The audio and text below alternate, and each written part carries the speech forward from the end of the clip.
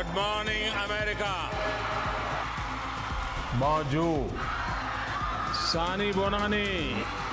Konnichiwa. Ayong haseo yorabun. Bharat माता की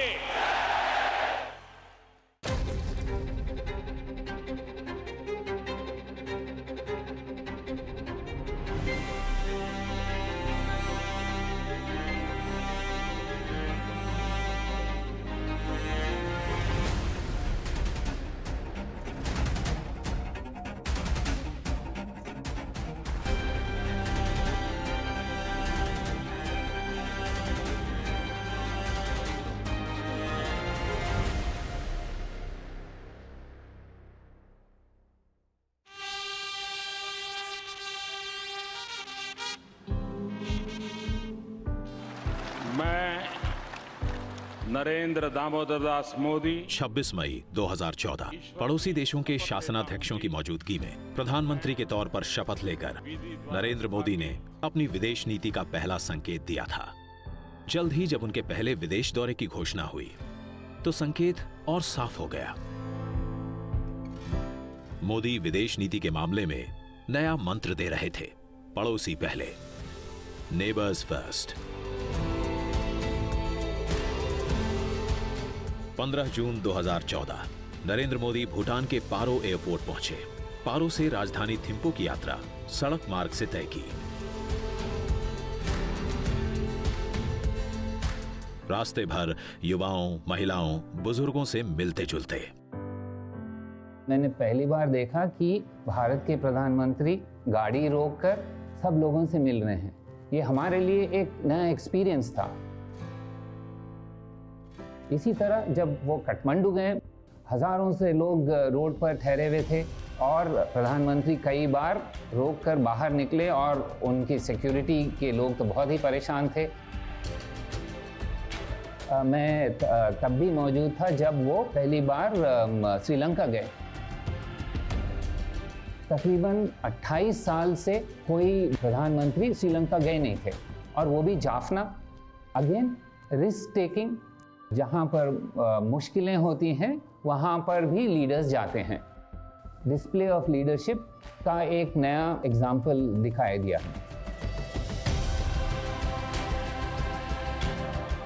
25 दिसंबर 2015 को भारत ही नहीं, दुनिया भी ये देखकर अवाक रह गई। रूस के बाद अफगानिस्तान होते हुए सीधे भारत लौटने की जगह मोदी लाहौर के हवाई अड्डे पर जा पहुंचे। संबंधों को सुधारने के लिए खतरे उठाने की ये इंतहा थी। मोदी पाकिस्तानी सेना के हेलीकॉप्टर में बैठकर नवाज शरीफ के घर पहुंचे। पाकिस्तान के प्रधानमंत्री को जन्मदिन की बधाई दी।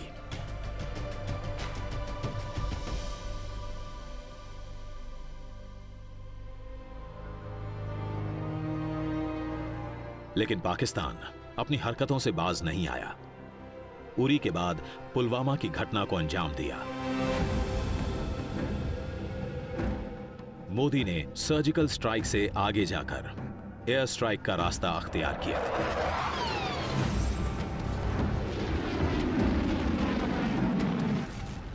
परिणाम गंभीर हो सकते थे, सामरिक तौर पर भी, कूटनीतिक तौर पर भी। पाकिस्तान हमेशा यही कहा करता था, जो अगर हमारे ऊपर हमला हुआ तो हमारे पास भी न्यूक्लियर वेपन्स हैं। हमने न्यूक्लियर वेपन्स को कोई म्यूजियम में रखने के लिए नहीं किया है, हम उसका इस्तेमाल करेंगे। परंतु इनका ये जो होक्स था, इनका जो ब्लैकमेल था पाकिस्तान को, उन्होंने एकदम उसको ख़त्म कर दिया है। अब पाकिस्तान का जो भी लीडरशिप है वो कोई भी ये नहीं कहता है जो हमारे पास न्यूक्लियर वेपन्स हैं। मोदी ने सोच समझकर यह फैसला लिया था। ये एक एप्रोप्रिएट रिस्पॉन्स है, ये इंटरनेशनल लॉ के अंडर एडमिसिबल है। तो इसलिए ना वो बात उठी सिक्योरिटी काउंसिल और यूएन में, ना इसके बारे में किसी ने उठाया। दे प्रूव्ड कि it was a successful diplomatic response. Pakistan के साथ मोदी ने जैसी नरमी और सख्ती दिखाई, वैसा ही चीन के मामले में भी रहा। चीन के साथ संबंध सुधारने और सीमा विवाद हल करने के लिए मोदी ने अपने गृह राज्य गुजरात में चीन के राष्ट्रपति शी जिनपिंग का स्वागत किया। पर चीन कहां बदलने वाला था। डोकलाम से लेकर लद्दाख तक भारत के मिजाज को परखने की कोशिश की, सीमा पर तनाव पैदा कर घुसपैठ की कोशिश कर।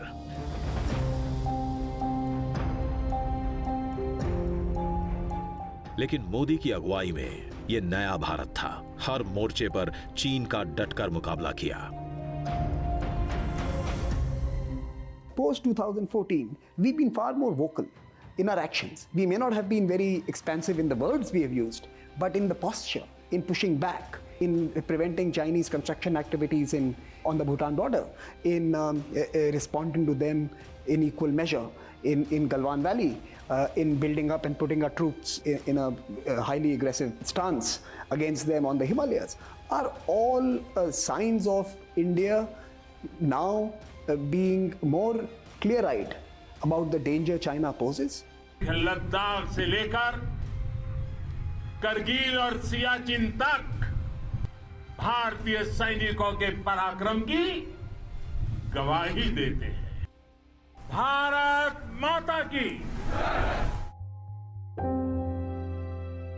पड़ोसी देशों की चुनौतियों से असरदार ढंग से निपटने वाले मोदी बड़ी महाशक्तियों के साथ भी उतने ही सहज नजर आए। रूस के साथ पुराने रिश्ते मजबूत बनाए रखे तो अमेरिका के साथ दोस्ती की नई कहानी लिखी।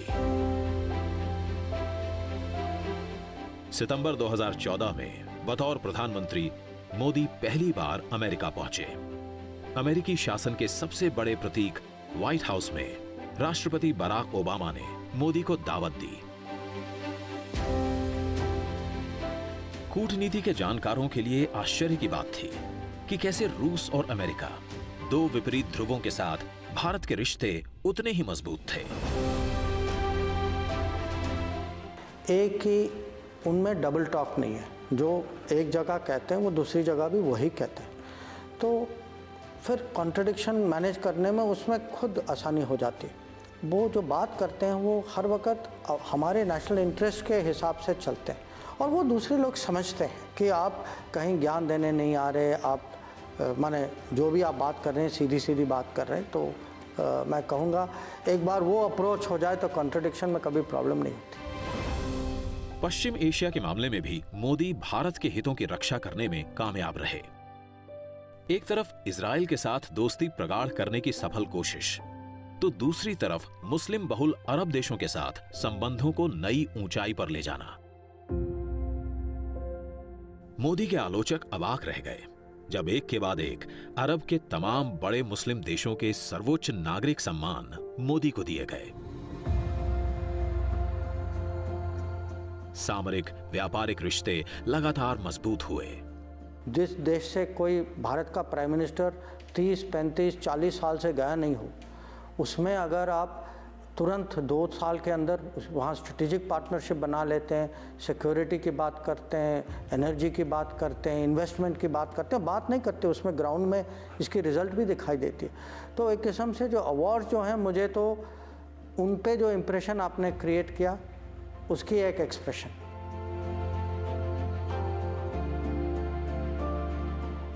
भारत की सामरिक आर्थिक जरूरतों के हिसाब से द्विपक्षीय संबंध मजबूत करने में लगे मोदी अंतर्राष्ट्रीय मंचों पर भी कई प्रमुख मुद्दों पर अगुवाई लेते दिखे। मामला चाहे जलवायु परिवर्तन का हो, अंतर्राष्ट्रीय सोलर अलायंस का हो या फिर कार्बन फुटप्रिंट कम करने का, मोदी ने बहुराष्ट्रीय मंचों पर अगुवाई ली। Will be pleased to host this initiative at the premises of our National Institute of Solar Energy. ये नया भारत था जो अंतर्राष्ट्रीय मंचों पर नई पहल का विरोध करने वाला नहीं, उसको आगे बढ़कर ले जाने वाला था। 2014 में ब्रिस्बेन गए थे हम। श्री नरेंद्र मोदी ने खुद एक प्रस्ताव दिया था करप्शन पर, जो फिर G20 का प्रस्ताव बन गया। तो करप्शन एक इशू था। दूसरा इशू था आतंकवाद। अमेरिका के जो हैं क्लाइमेट जार कहा जाते हैं जॉन केरी, जो पहले सेनेटर रह चुके हैं और वो पहले उनके विदेश मंत्री भी रह चुके हैं, उन्होंने भारत को बहुत ही प्रशंसा किया। उन्होंने कहा कि क्लाइमेट चेंज को टैकल करने के लिए भारत ने अभी ग्लोबल लीडरशिप ले रहा है और डेमोन्स्ट्रेट कर रहा है कि हम अर्थनैतिक व्यवस्था भी आगे बढ़ सकते हैं और कार्बन फुटप्रिंट भी कमा सकते हैं। तो ऐसे बहुत सारे उदाहरण हैं जिसकी वजह से मोदी जी के नेतृत्व में भारत का जो चित्र है इंटरनेशनली, इसमें टोटल परिवर्तन हो चुका है। मोदी विदेश नीति के मामले में नए प्रयोग करने से हिचके नहीं।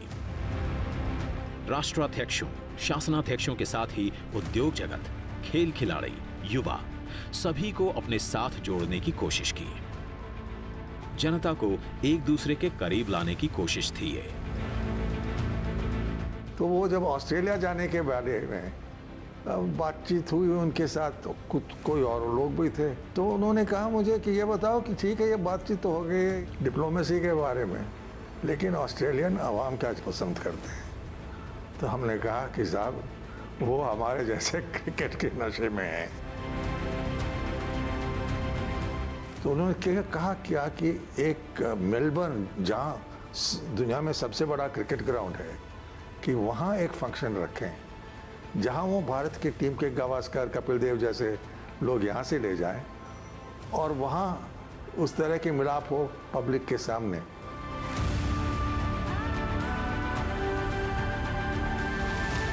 उससे मुझे ये समझ आया कि ये पब्लिक क्या सोचेगी, चाहे वो देश में हो या विदेश में हो, इस पर बहुत दिलचस्पी लेते हैं। कूटनीति को सिर्फ दो देशों की औपचारिक बातचीत तक सीमित नहीं किया, वो भी महज 2-4 बैठकों तक। मोदी के विदेश दौरे में बैठकों, मुलाकातों की तादाद बढ़ी। हमारी जो स्पीड या पेस जो थी ना, वो थी 5, 6, 7, 8 मीटिंग की, ज़्यादा से ज़्यादा। अब वहाँ से जब हम गए 10, 12, 15 मीटिंग एक दिन में, तो आप ही समझिए कि एक किस्म से आप T20 के स्पीड में टेस्ट मैच खेल रहे हैं।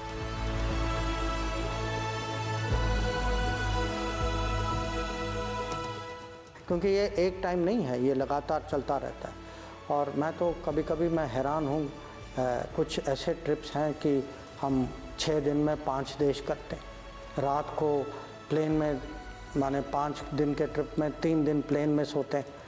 तो क्योंकि वो उनमें है, वो माने अपने आप को भी, जैसे वो कहते हैं इंग्लिश में कहते हैं ना, you don't spare yourself in national service.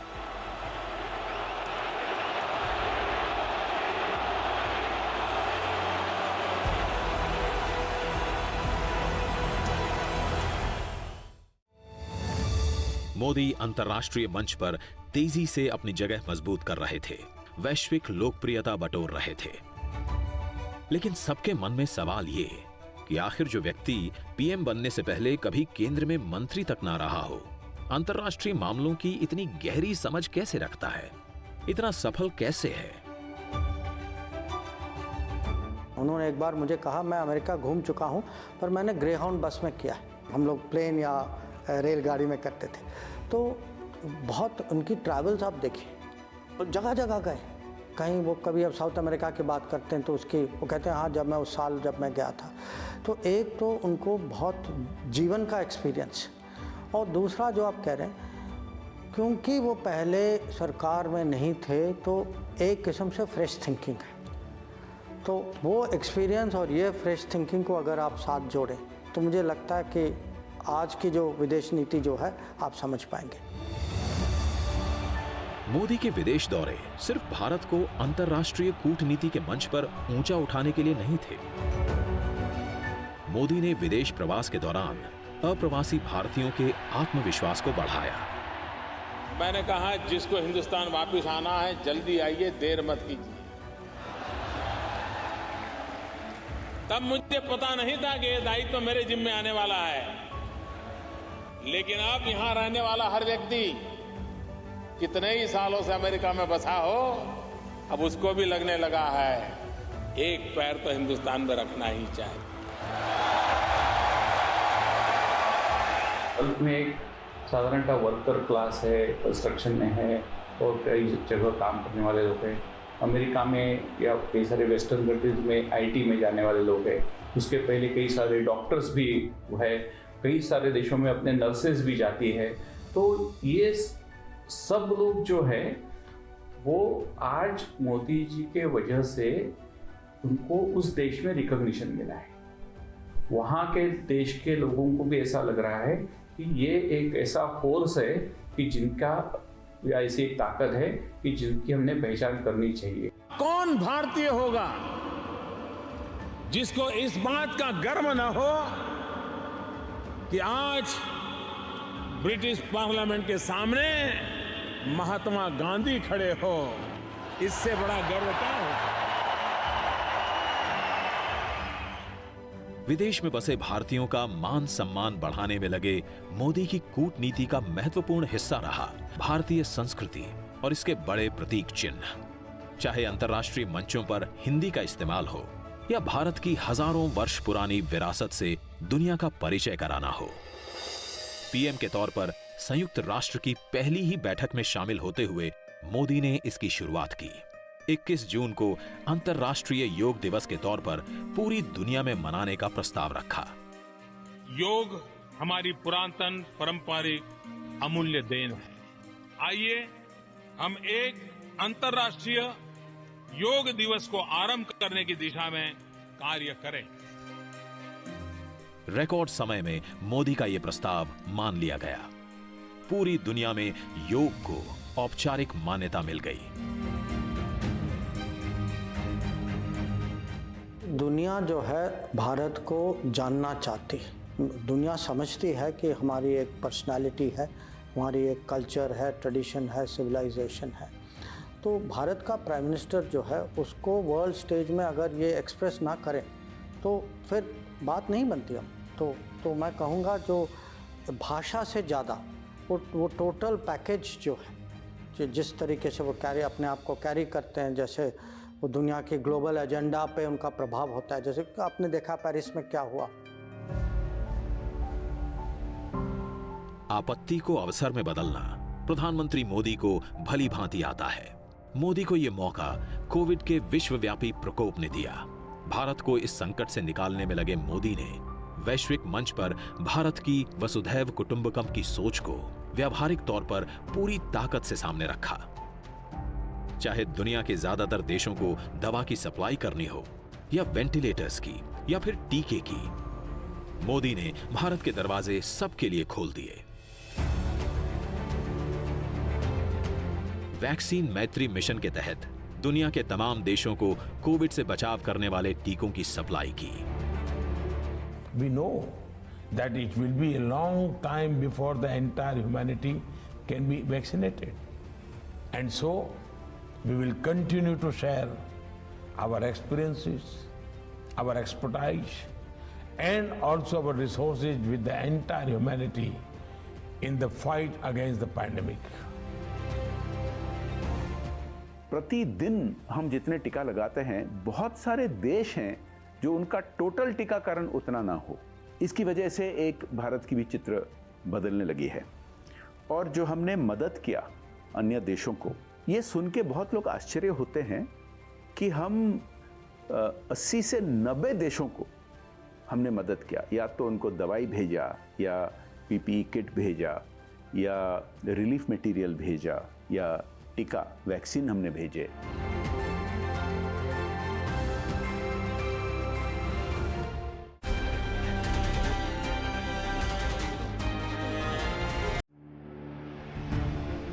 दुनिया जब चीन से फैले कोविड के भयावह दौर से गुजर रही थी, चीन अपने विस्तारवादी एजेंडा को आगे बढ़ाने में लगा था।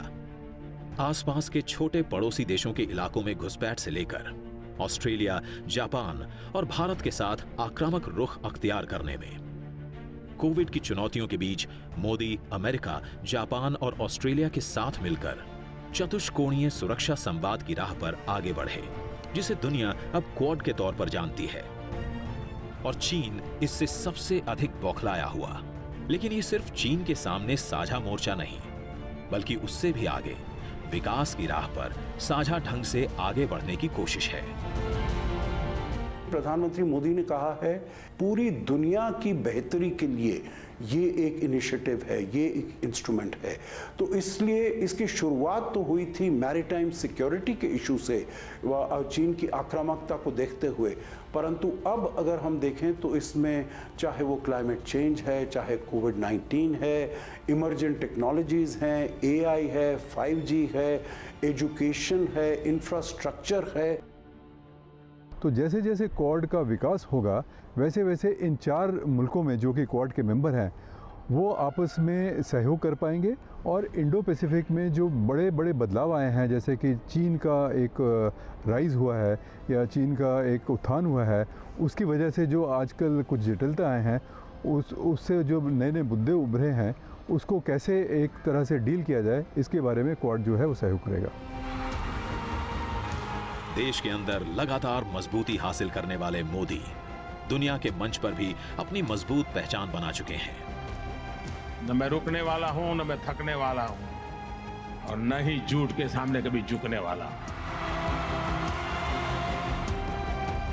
भारत की साख बढ़ी है, मोदी का जलवा कायम हुआ है, मोदी को पसंद करने वालों की संख्या है अनंत, देश में भी दुनिया में भी। मैं पहली बार 1977 में मैंने फॉरेन सर्विस ज्वाइन की थी, तो मुझे करीब 45 साल हो गए इसमें। मैं कहूँगा बहुत फ़र्क आया है। फ़र्क आया है, क्रेडिबिलिटी की फ़र्क है, स्टैंडिंग की फ़र्क है, कल्चर की फ़र्क है। आजकल हमारे बारे में कहा जाता है कि हम फर्स्ट रिस्पॉन्डर हैं। विश्व गुरु बनने के लिए जो भारत का एक भूमिका था सदियों से पहले, और ये कॉलोनियल टाइम्स में इसको हम भूल गए थे, इसको कैसे हम रीडिस्कवर करें, इसको मोदी जी ने बहुत अच्छी तरह से कम्युनिकेट कर चुके हैं। अनिकेत, अविरल, अजीत, अडिग या फिर 125 करोड़ से अधिक आबादी वाले राष्ट्र का प्रतिनिधि, जिसकी देश दुनिया में सिद्धियां हैं अनंत। मोदी को विश्व समुदाय अलग अलग रूप में पहचानता है, लेकिन खुद मोदी 125 करोड़ देशवासी ये इतिहास की अमर कथा है। उन 125 करोड़ देशवासियों में एक मोदी होगा, उससे ज्यादा कुछ नहीं हो। ऐसी ही मोदी की पहचान हो, वो 125 करोड़ में खो गया हो, 125 करोड़ में लिप्त हो गया हो, इतिहास के किसी पन्ने पर नजर ना आता हो। अगर ऐसी जिंदगी जी करके जाऊं, अपने आप को पूरी तरह खपा दूं, आहुत कर दूं, तो उससे बड़ा जीवन का आनंद क्या होगा।